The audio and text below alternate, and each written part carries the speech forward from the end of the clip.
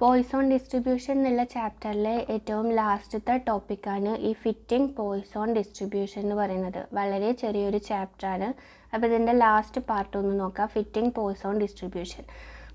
Binomial ഡിസ്ട്രിബ്യൂഷൻ്റെ chapter നമ്മൾ എടുത്ത സമയത്ത് ഇതേപോലെ ഫിറ്റിംഗ് ഓഫ് ബൈനോമിയൽ ഡിസ്ട്രിബ്യൂഷൻ പഠിച്ചിരുന്നു. അവിടെ നമ്മൾ ബൈനോമിയൽ ഡിസ്ട്രിബ്യൂഷൻ്റെ ഇക്വേഷനാണ് യൂസ് ചെയ്തത്. ഇവിടെ ഫിറ്റിംഗ് ഓഫ് പോയ്സോൺ ഡിസ്ട്രിബ്യൂഷനിൽ നമുക്ക് പ്രോബ്ലംസ് ചെയ്യണമെന്നുണ്ടെങ്കിൽ പോയ്സോൺ ഡിസ്ട്രിബ്യൂഷൻ്റെ ഇക്വേഷൻ അറിയണം. എന്തായിരുന്നു പോയ്സോൺ ഡിസ്ട്രിബ്യൂഷൻ്റെ ഇക്വേഷൻ എന്ന് പറയുന്നത്? E raise to minus m raise to x divided by x factorial ആയിരുന്നു പോയ്സോൺ ഡിസ്ട്രിബ്യൂഷൻ്റെ ഇക്വേഷൻ എന്ന് പറയുന്നത്. ഈ എം കണ്ടുപിടിച്ചാലാണ് നമുക്ക് പ്രോബ്ലംസ് ചെയ്യാൻ പറ്റുള്ളൂ. അപ്പോൾ ക്വസ്റ്റ്യൻ നോക്കാം. ക്വസ്റ്റ്യനിൽ എക്സും തന്നിട്ടുണ്ട്, എഫും തന്നിട്ടുണ്ട്. Fit a Poisson distribution to the following data and calculate theoretical frequencies. ഇതാണ് ക്വസ്റ്റ്യന്. എന്നിട്ട് എക്സും നമുക്ക് തന്നിട്ടുണ്ട്, എഫും നമുക്ക് തന്നിട്ടുണ്ട്.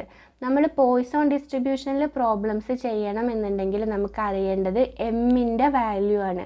എം എന്ന് പറഞ്ഞാൽ പോയ്സോൺ ഡിസ്ട്രിബ്യൂഷനിലെ ആവറേജ് അല്ലെങ്കിൽ പോയ്സോൺ ഡിസ്ട്രിബ്യൂഷൻ്റെ മീനിനെയാണ് നമ്മൾ എം എന്ന് പറയുന്നത്.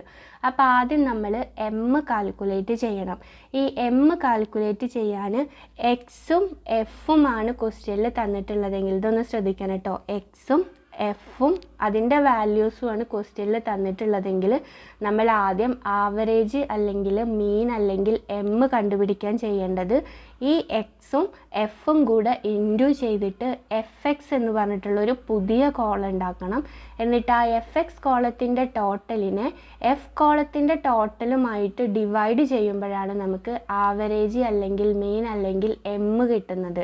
എക്സും എഫും ഉള്ള ഒരു ക്വസ്റ്റ്യനിൽ ആദ്യം തന്നെ നമ്മൾ ചെയ്യേണ്ടത് എക്സും എഫും കൂടെ ഇൻറ്റു ചെയ്തിട്ട് എഫ് എക്സ് എന്ന് പറഞ്ഞൊരു കോളം ഉണ്ടാക്കുക. ആ കോളത്തിൻ്റെ ടോട്ടലിനെ എഫ് കോളത്തിൻ്റെ ടോട്ടലുമായിട്ട് ഡിവൈഡ് ചെയ്യുമ്പോൾ കിട്ടുന്ന വാല്യൂ ആണ് നമ്മുടെ എം എന്ന് പറയുന്നത്. അപ്പോൾ ആദ്യം നമുക്ക് എമ്മിൻ്റെ വാല്യൂ കണ്ടുപിടിക്കുക, അല്ലെങ്കിൽ മീൻ അല്ലെങ്കിൽ ആവറേജ് കണ്ടുപിടിക്കുക. അപ്പോൾ ആദ്യം ഞാൻ ഈ ക്വസ്റ്റ്യൻ ഒന്ന് എഴുതുന്നുണ്ട്. എക്സും ഉണ്ട്, എഫും ഉണ്ട്. ഇത് രണ്ടും കൂടി ഇൻറ്റു ചെയ്തിട്ട് നമ്മൾ എഫ് എക്സ് എന്ന് പറഞ്ഞിട്ടുള്ള ഒരു പുതിയ കോളം ഉണ്ടാക്കണം.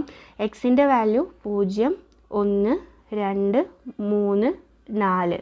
എഫിൻ്റെ വാല്യൂ ക്വസ്റ്റ്യനിലുള്ളത് 123, 59, 14, 3, 1. ഇനി എഫും എക്സും കൂടെ ഇൻറ്റു ചെയ്തിട്ട് എഫ് എക്സ് കോളം ഈ 123 ഇൻറ്റു 0 ചെയ്യുമ്പോൾ ആൻസർ 0 കിട്ടുക.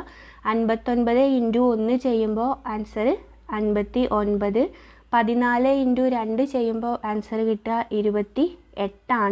3 ഇൻറ്റു 3 ചെയ്യുമ്പോൾ 9 കിട്ടും. 4 ഇൻറ്റു 1 ചെയ്യുമ്പോൾ 4 കിട്ടും. അപ്പം നമുക്ക് X column, F column, F X column 3 column ഉണ്ടാക്കി. ഇനി ഈ എഫ് എക്സ് കോളം ടോട്ടൽ ചെയ്യുക. 0, 59, 28, 9, 4.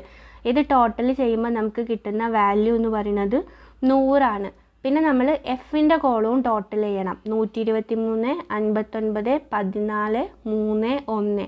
ഇത് ടോട്ടൽ ചെയ്യുമ്പോൾ നമുക്ക് കിട്ടുന്ന വാല്യൂ എന്ന് പറയുന്നത് 200. അപ്പോൾ ആദ്യം തന്നെ എക്സും എഫും ഉള്ള ക്വസ്റ്റ്യനിൽ നമ്മൾ ചെയ്യേണ്ടത് എഫ് എക്സ് കോളം ഉണ്ടാക്കുക, ടോട്ടൽ കണ്ടുപിടിക്കുക. ഇനി നമുക്ക് എം കിട്ടണം. എം കിട്ടാൻ നമ്മൾ ചെയ്യേണ്ടത് എന്താണ്? ഈ ആവറേജിന് നമ്മൾ എക്സ് ബാർ അല്ലെങ്കിൽ മീനിന് നമ്മൾ എക്സ് ബാർ എന്നാണ് നോർമലി എഴുതുക. ഇനിയിപ്പോൾ അത് എഴുതിയിട്ടില്ലെങ്കിലും പ്രശ്നമൊന്നുമില്ല. നമ്മൾ എം കണ്ടുപിടിക്കാൻ ചെയ്യേണ്ടത് എന്താണ്?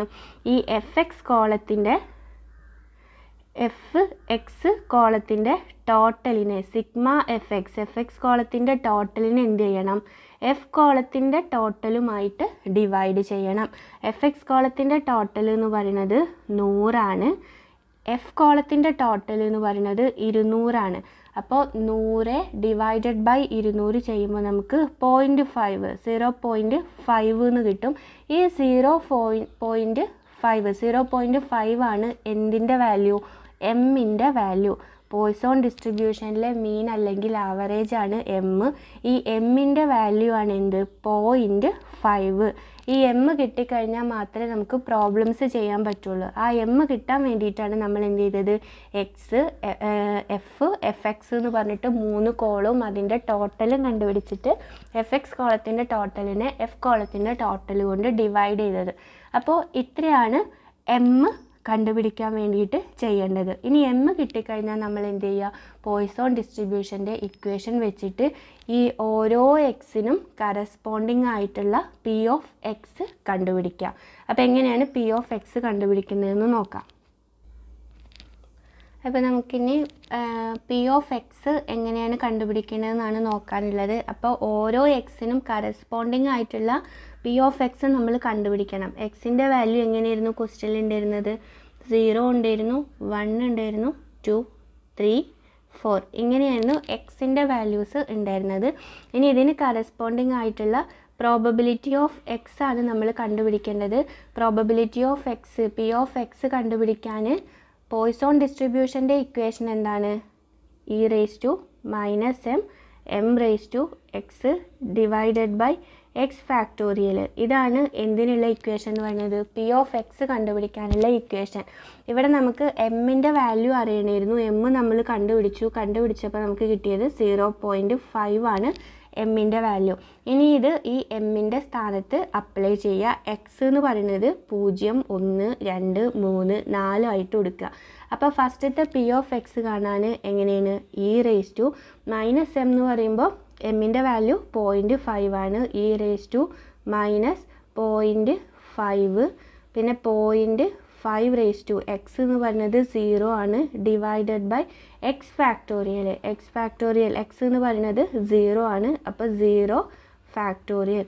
അപ്പോൾ e⁻−0.5 0.5 ഡിവൈഡഡ് ബൈ 0 ഫാക്ടോറിയൽ ആണ് നമ്മൾ ഫസ്റ്റ് ചെയ്യേണ്ടത്. ഇത് ചെയ്യുമ്പോൾ കിട്ടുന്ന ആൻസർ എന്ന് പറയുന്നത് 0.6065 ആണ്. ഇതെങ്ങനെയാണ് കാൽക്കുലേറ്ററിൽ അടിക്കേണ്ടത് എന്നുള്ളത് ഞാൻ ഫസ്റ്റ് ക്ലാസ്സിൽ പറഞ്ഞതാണ്.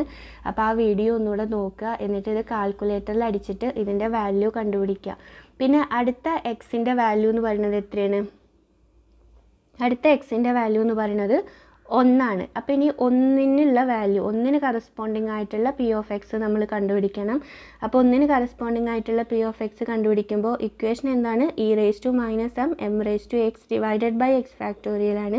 അപ്പോൾ e⁻−m എന്ന് പറഞ്ഞാൽ -0.5, m⁻x എന്ന് പറയുമ്പോൾ 0.5. ഇവിടെ എക്സ് എന്ന് പറയുന്നത് 1 ആണ്. അപ്പോൾ 0.5 ഡിവൈഡഡ് ബൈ എക്സ് ഫാക്ടോറിയൽ എന്ന് പറയുമ്പോൾ 1 ഫാക്ടോറിയൽ.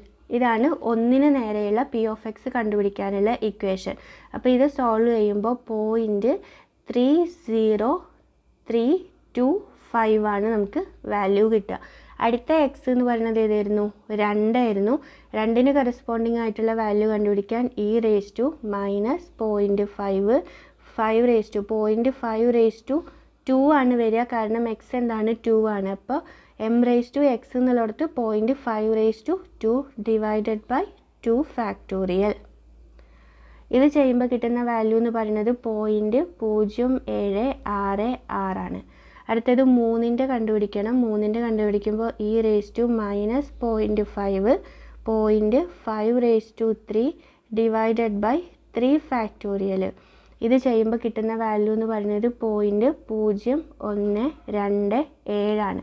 പിന്നെ അടുത്ത എക്സിൻ്റെ വാല്യൂ എന്ന് പറയുന്നത് 4 വരെയാണ് ക്വസ്റ്റ്യനിൽ എക്സിൻ്റെ വാല്യൂ ഉണ്ടായിരുന്നത്. അടുത്ത 4ൻ്റെ പി ഓഫ് എക്സ് എന്ന് പറഞ്ഞാൽ e⁻−0.5 0.5 ഡിവൈഡഡ് ബൈ 4 ഫാക്ടോറിയൽ. ഇത് ചെയ്യുമ്പോൾ കിട്ടുന്ന വാല്യൂ 0.0016 ആണ്. അപ്പോൾ ആദ്യം നമ്മൾ എക്സ് കോളം എഴുതി, എന്നിട്ട് അതിന് കറസ്പോണ്ടിങ് ആയിട്ടുള്ള p of x probability of x കണ്ടുപിടിച്ചു. പ്രോബബിലിറ്റി ഓഫ് എക്സ് എന്ന് പറയുന്നത് കണ്ടുപിടിക്കാനുള്ള equation e⁻−m m⁻x divided by x factorial ആണ്. m 0.5 ആണ് എന്നുള്ളത് നമ്മൾ ഓൾറെഡി കണ്ടുപിടിച്ചു.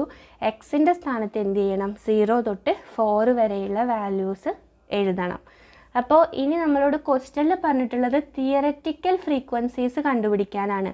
നമ്മൾ പ്രോബബിലിറ്റി ഓഫ് എക്സ് ആണ് ഇവിടെ കണ്ടുപിടിച്ചിട്ടുള്ളത്. ഇനി നമുക്ക് കണ്ടുപിടിക്കാനുള്ളത് തിയററ്റിക്കൽ ഫ്രീക്വൻസിയാണ്. അപ്പോൾ അടുത്ത കോളം തിയററ്റിക്കൽ ഫ്രീക്വൻസി. ആദ്യം എക്സ്, പിന്നെ പി ഓഫ് എക്സ്. അടുത്ത കോളത്തിലാണ് നമ്മൾ തിയററ്റിക്കൽ ഫ്രീക്വൻസിയാണ് നമ്മളോട് ക്വസ്റ്റ്യനിൽ ചോദിച്ചിരിക്കുന്നത്. അപ്പോൾ തിയററ്റിക്കൽ ഫ്രീക്വൻസി കണ്ടുപിടിക്കാൻ എന്താണ് ചെയ്യേണ്ടത്? നമ്മൾ കണ്ടുപിടിച്ചിട്ടുള്ള ഈ ഒരു പി ഓഫ് എക്സിനെ തിയററ്റിക്കൽ ഫ്രീക്വൻസി കണ്ടുപിടിക്കാൻ നമ്മൾ കണ്ടുപിടിച്ചിട്ടുള്ള ഈ ഒരു probability of X P of എക്സിനെ എന്നുമായിട്ട് ഇൻറ്റു ചെയ്യുമ്പോഴാണ് തിയററ്റിക്കൽ ഫ്രീക്വൻസി കിട്ടുക. Probability of X into capital letter N ആണ് എന്ത് തിയററ്റിക്കൽ ഫ്രീക്വൻസി കണ്ടുപിടിക്കാനുള്ള ഇക്വേഷൻ. ഈ എൻ കൊണ്ട് ഉദ്ദേശിക്കുന്നത് എഫ് കോളത്തിൻ്റെ ടോട്ടലാണ്. ഇവിടെ നമ്മൾ കണ്ടുപിടിച്ചു എഫ് കോളത്തിൻ്റെ ടോട്ടൽ എന്ന് പറയുന്നത് 200 അപ്പോൾ ഈ എഫ് കോളത്തിൻ്റെ ടോട്ടലാണ് ക്യാപിറ്റൽ ലെറ്റർ എൻ എന്ന് പറയുന്നത്. അപ്പോൾ എൻ എന്ന് പറയുന്നത് എത്രയാണ്? എഫ് കോളത്തിൻ്റെ ടോട്ടലാണ്, അത് 200. അപ്പോൾ ഇനി നമുക്ക് എന്ത് ചെയ്താൽ മതി? ഈ കിട്ടിയ എല്ലാ വാല്യൂസിനെയും 200 ഇൻറ്റു ചെയ്താൽ മതി. അപ്പോൾ 0.6065 ഇൻറ്റു 200 ചെയ്യുക. അപ്പോൾ കിട്ടുന്ന വാല്യൂ 121.3 പിന്നെ അടുത്തത് 0.3025 200 ഇൻറ്റു അപ്പോൾ കിട്ടുന്ന വാല്യൂ 60.65 അടുത്തത് 0.0766 200 ഇൻറ്റു അപ്പോൾ കിട്ടുന്ന വാല്യൂ എന്ന് പറയുന്നത് 15.32 അടുത്തത് 0.0127 200 ഇൻറ്റു അപ്പോൾ കിട്ടുന്ന വാല്യൂ 2.54 പിന്നെ ലാസ്റ്റ് 0.0016 200 ഇൻറ്റു അപ്പോൾ കിട്ടുന്ന വാല്യൂ 0.32. അപ്പോൾ ഇത്രയേ ഉള്ളൂ നമ്മുടെ പ്രോബ്ലത്തിൽ ചെയ്യാനുള്ളത്. അപ്പോൾ ആദ്യം നമ്മൾ ചെയ്യേണ്ടത് എന്താണ്? എക്സും എഫും ഉള്ള ഒരു ക്വസ്റ്റ്യൻ ആണെങ്കിൽ ആദ്യം നമ്മൾ എഫ് എക്സ് എന്ന് പറഞ്ഞിട്ട് ഒരു കോളം ഉണ്ടാക്കണം. എഫ് എക്സ് കോളത്തിൻ്റെ ടോട്ടൽ കണ്ടുപിടിക്കണം, എഫ് കോളത്തിൻ്റെ ടോട്ടൽ കണ്ടുപിടിക്കണം.